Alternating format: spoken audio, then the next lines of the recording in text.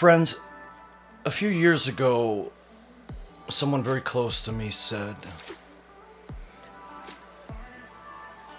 that no one in the world gets to live every day of their life high.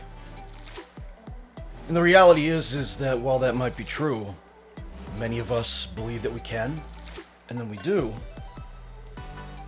until it's time to get off the ride.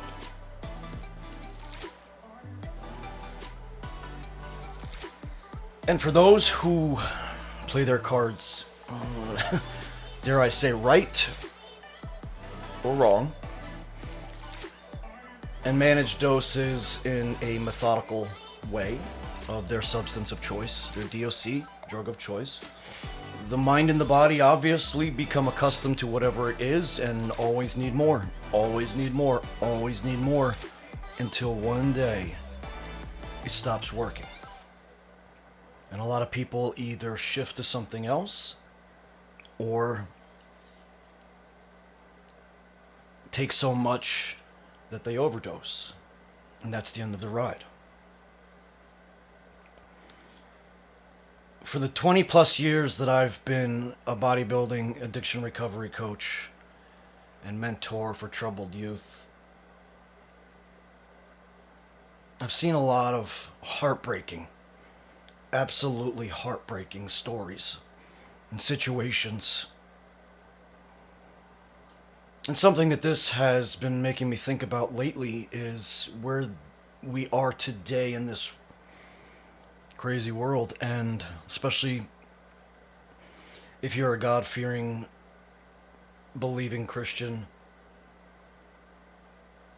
maybe you know that there's a purpose in all things, but where do we derive that comfort from when it's scary as hell? So we have to find it somewhere, right? Because that is one of the main factors of the addiction recovery program that I've developed over these years, is finding a way to now move on and live each day with a new purpose, with a new passion, but sober. Without that comfort of the warm blanket we've been surrounded with for however many years. And so now here we are, navigating our way through a whole new life, with new emotions, new feelings, new highs, new lows, new body temperature, new comforts, new fears. It's a whole new life that we now need to build.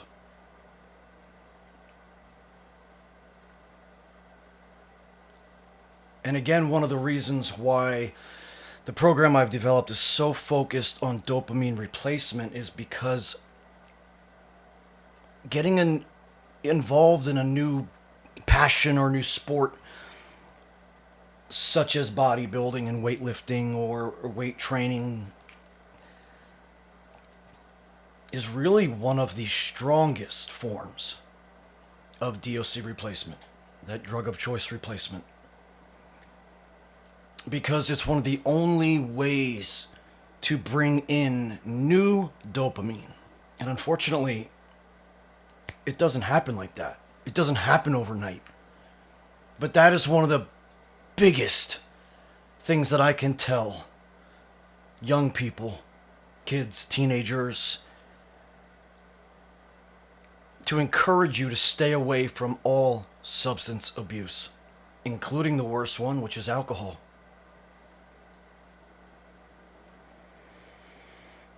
But why does alcohol come with a social acceptance that heroin doesn't?